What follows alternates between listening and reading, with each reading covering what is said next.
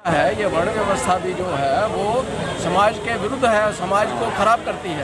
तो ये जो वर्ण व्यवस्था है इसको भी हम कानून बना के इसके ऊपर भी पाबंदी लगा सके। आज करमचंद गांधी जी ने एक पूरी की पूरी पुस्तिका ली थी और मैं समझता हूँ कि शायद वो वर्ण व्यवस्था के पक्ष में था, इतना सबसे बड़ा पक्षधर था शायद उसी। तो हमने सती प्रथा की प्रथाएँ थी तो सती प्रथा के ऊपर हमने पाबंदी लगाई। विधवा विवाह था, विधवा विवाह जो है नहीं किया जाता था तो विधवा उसकी जो हमने उसके ऊपर कानून बनाया। हमने जो है बंधुआ मजदूरी थी, बंधुआ मजदूरी पर कानून बनाया। तो ये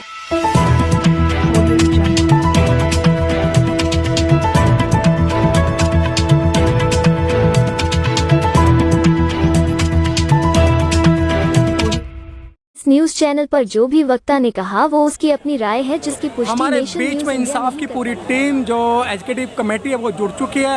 राष्ट्रीय अध्यक्ष हमारे बीच में हैं अमृतलाल जी और हमारे बीच में सुभाष कुमार जी और हमारे बीच में मौलीराम जी। आइए हम बात करते हैं। सर, आज का जो जन सैलाब था, इसको जन सैलाब को देखकर आप क्या समझते हैं कि जिस तरीके से इस समय राजनीति चल रही है? राजनीति इस समय जो चल रही है, इधर देखो कैमरे की तरफ। इधर कैमरे की तरफ। ट्रांसफॉर्मेशन के अंदर है। हाँ ठीक है ये ट्रांसफॉर्मेशन की लड़ाई है और ये लड़ाई दो छोरों पे लड़ी जा रही है जी। एक तरफ ताकतें हैं जो वर्ण व्यवस्था को लाना चाहती हैं और जो जय श्री राम का नारा लगाती हैं। दूसरी तरफ दूसरी ताकतें हैं जो समतावादी विचारधारा, मैत्री की विचारधारा है और जो धम्म की विचारधारा है, जो जय भीम और नमो बुद्धाय का नारा लगाती है।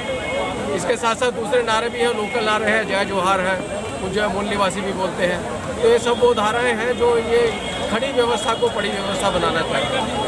तो ये जो ताकतें हैं अभी आमने सामने हैं और हमें लगता है कि जो देश हमारा जो पुराने समय में एक स्वर्णिम युग होता था हमारा, तो उस युग की तरफ हम आगे बढ़ रहे हैं। अमृतलाल जी, देखा जाए 22 प्रतिज्ञा जाए पूरे देश के अंदर जो है अक्टूबर के महीने में जब भी दीक्षा का प्रोग्राम होता है, जहाँ भी होता है, देश के कोने कोने में आयोजन होते हैं। दीक्षा के बाद में 22 प्रतिज्ञाएं दी जाती हैं, लेकिन दिल्ली में ही क्यों बवाल इंद्रपाल गौतम जी के साथ?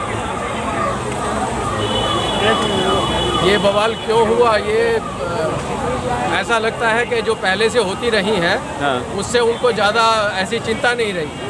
और इस समय जो दिल्ली के अंदर जो संदेश है वो दिल्ली का संदेश पूरे देश में जाता है। तो लोकल क्षेत्र के अंदर हो जाए, नागपुर में हो जाए तो वो इतना प्रभावी नहीं होता। लेकिन दिल्ली का संदेश जो पूरे विश्व में जाता है, तो जब दिल्ली के अंदर जो हजारों की संख्या के अंदर परिवर्तन की बात होगी तो ये देश के परिवर्तन की बात हो जाती है, तो दिल्ली के परिवर्तन की बात नहीं रहती।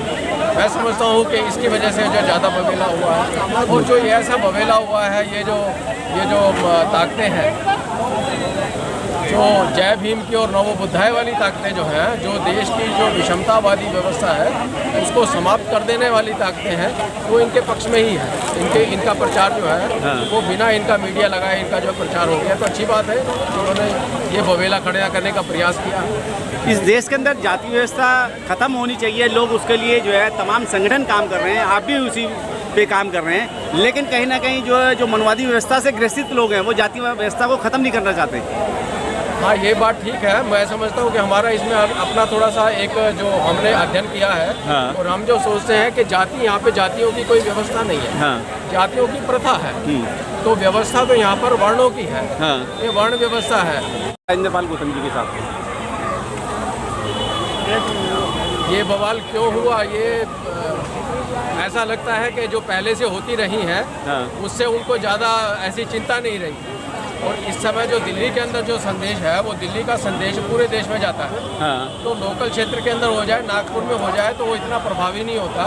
लेकिन दिल्ली का संदेश जो पूरे विश्व में जाता है, तो जब दिल्ली के अंदर जो हजारों की संख्या के अंदर परिवर्तन की बात होगी तो ये देश के परिवर्तन की बात हो जाती है, तो दिल्ली के परिवर्तन की बात नहीं रहती। मैं समझता हूँ कि इसकी वजह से जो ज़्यादा बवेला हुआ है और जो ये ऐसा बवेला हुआ है, ये जो ताकतें हैं, जो जय भीम की और नमो बुद्धाय वाली ताकतें जो हैं, जो देश की जो विषमतावादी व्यवस्था है उसको समाप्त कर देने वाली ताकतें हैं, वो इनके पक्ष में ही है। इनका प्रचार जो है वो बिना इनका मीडिया लगाए इनका जो प्रचार हो गया, तो अच्छी बात है उन्होंने ये बवेला खड़ा करने का प्रयास किया। इस देश के अंदर जाति व्यवस्था खत्म होनी चाहिए, लोग उसके लिए जो है तमाम संगठन काम कर रहे हैं, आप भी उसी पे काम कर रहे हैं, लेकिन कहीं ना कहीं जो मनवादी व्यवस्था से ग्रसित लोग हैं वो जाति व्यवस्था को ख़त्म नहीं करना चाहते।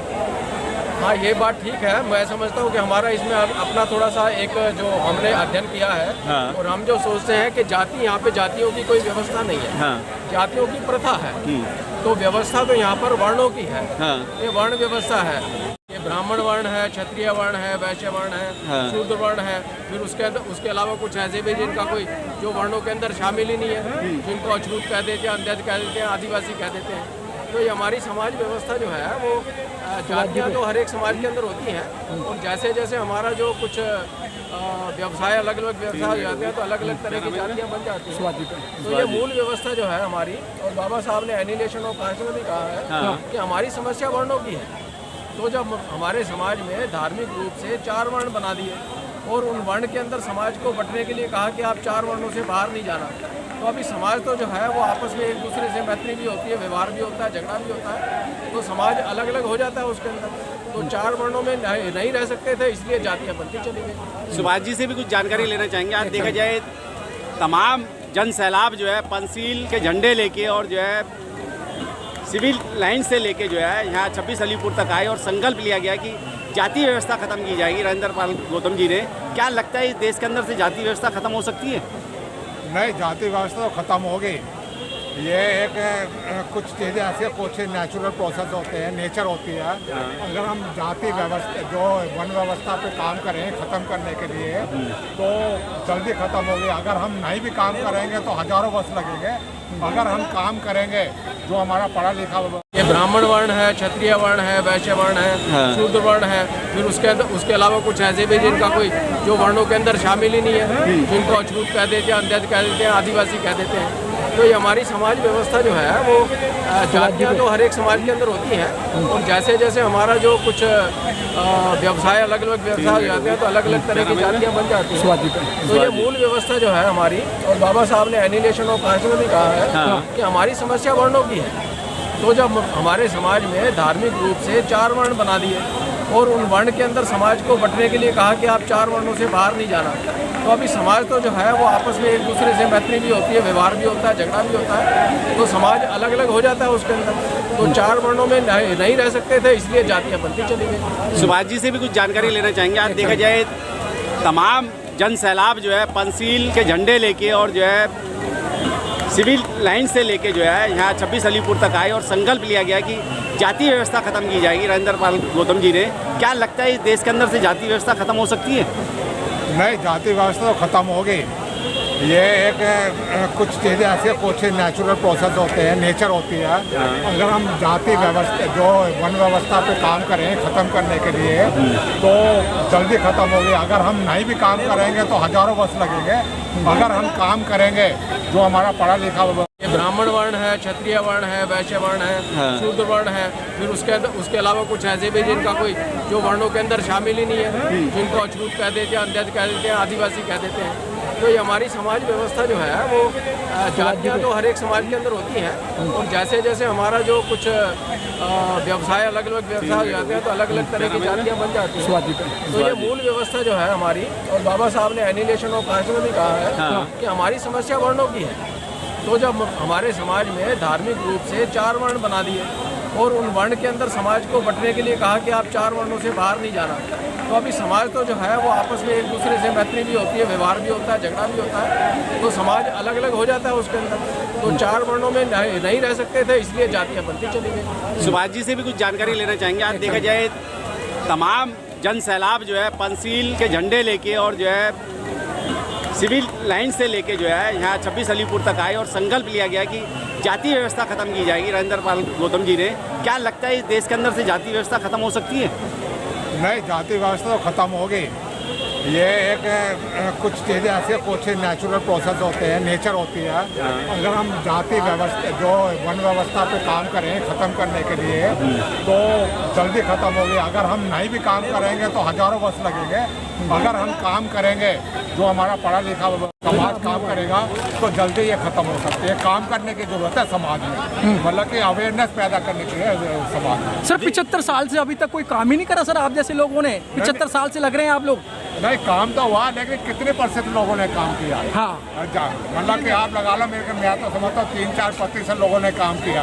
अगर मान लो 50% भी लोग काम करते तो आज क्रांति आई होती। ये व्यवस्था बिल्कुल ढाने के उस पर होती। सर, बाबा साहब ने जिस समय प्रतिज्ञा ली थी या बौद्ध धर्म की दीक्षा ली थी, उस समय 5 लाख से लेकर 10 लाख लोग बताए जा रहे हैं, लेकिन सर उनमें से 100 भी नज़र नहीं आ रहे हैं। अगर 100 भी काम करते तो आज बौद्ध धर्म बहुत बड़े पैमाने पर बढ़ता है। नहीं, ऐसा तो नहीं है कि 100 नजर आए, कितने हज़ार हैं, लाखों आदमी हैं, लेकिन ये है लोग जो दीक्षा लेते हैं उनमें करने और कथनी में फ़र्क है। वहाँ दीक्षा तो ले लेते हैं, लेकिन घर में उनका व्यवहार वही है ना। तो उनको व्यवहार जो है ना वो छोड़ना पड़ेगा। जो ये हिंदू देवी देवता या जो है उनको छोड़ना पड़ेगा। वो बुद्ध का जो रास्ता है वो अपनाना पड़ेगा, उस पर चलना पड़ेगा। 5 मिनट हो गए। मौलीराम जी, बात कही जाती है कि जिस तरीके से कि फ़ोटो पे माला और विचारों पे ताला, क्योंकि केजरीवाल जी जो फोटो पे माला पहनाते हैं और विचारों पे ताला लगाते हैं। देखिए जी, केजरीवाल अकेले ये ताला और माला की बात नहीं करते हैं। वो तो अपनी परंपरागत पूरे वर्ण व्यवस्था के साथ में बिल्कुल ठीक काम कर रहे हैं। तो ये हमारी गलती है कि हम अपने समाज को कितना समझा पाए और कितना नहीं समझा पाए।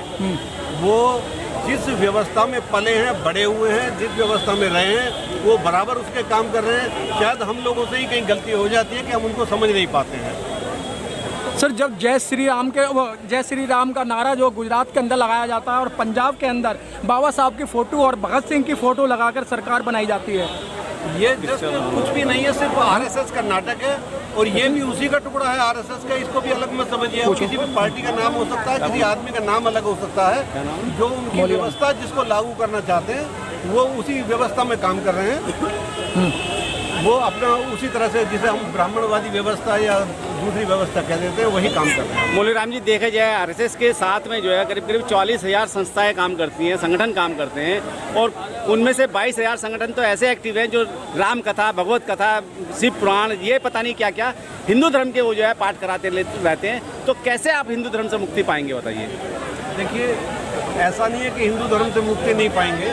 बाबा साहब के साथ में जब कुछ भी लोग, गिने चुने लोग हुआ करते थे और पढ़े लिखे लोगों की नगण्य स्थिति थी, तब वो इतना बड़ा काम कर पाए।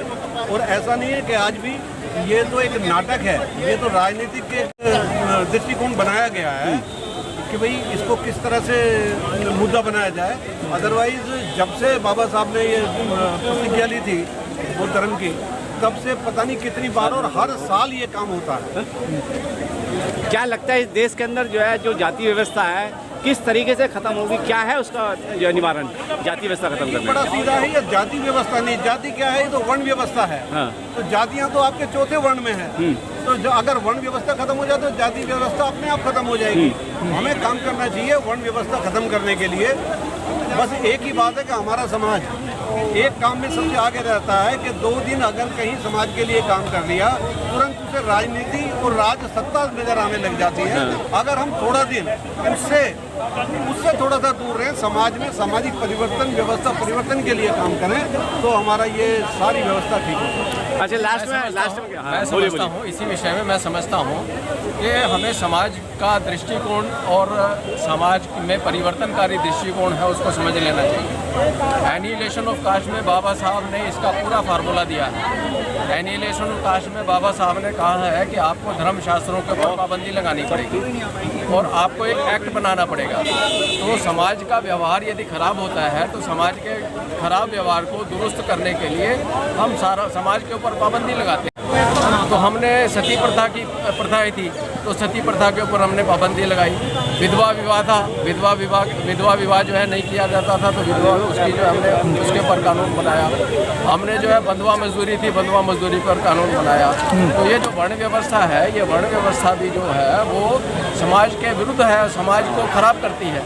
तो ये जो वर्ण व्यवस्था है इसको भी हम कानून बना के इसके ऊपर भी पाबंदी लगा सकते हैं। तो ये वर्णों की जो व्यवस्था है इसका जो प्रचार कर रहा है, प्रसार कर रहा है और जो इनके पक्ष में खड़ा है उनका प्रचार प्रसार पे पाबंदी लगेगी। और इसके हिसाब से यदि कहता है कि इसके हिसाब से ही व्यवहार समाज में होना चाहिए तो उसके ऊपर भी पाबंदी लगेगी। मैं तो कहता हूँ जो वर्ण व्यवस्था का बहुत सबसे बड़ा जो हितैषी था उसको हमने महात्मा बना दिया है। ये वर्ण व्यवस्था के पक्ष के अंदर ये मोहनदास करमचंद गांधी जी ने एक पूरी की पूरी पुस्तिका ली थी, और मैं समझता हूँ कि शायद वो वर्ण व्यवस्था के पक्ष में था, इतना सबसे बड़ा पक्षधर था, शायद उसीलिए उसको महात्मा बनाया गया है। और शायद जो वर्ण व्यवस्था का पक्ष रखने वाला मर्यादा पुरुषोत्तम श्री राम जो है, वो राजा राम जो है, वो वर्ण व्यवस्था का पक्ष में है। तो वर्ण व्यवस्था चाहता है, शायद इसीलिए जय श्री राम के नारे लगाए जाते हैं। तो यदि इस बातों को इन बातों के ऊपर हम यदि एक मत बना के, जनमत बना के पाबंदी लगाएं तो ये खत्म हो सकती है। इसके लिए 5 साल भी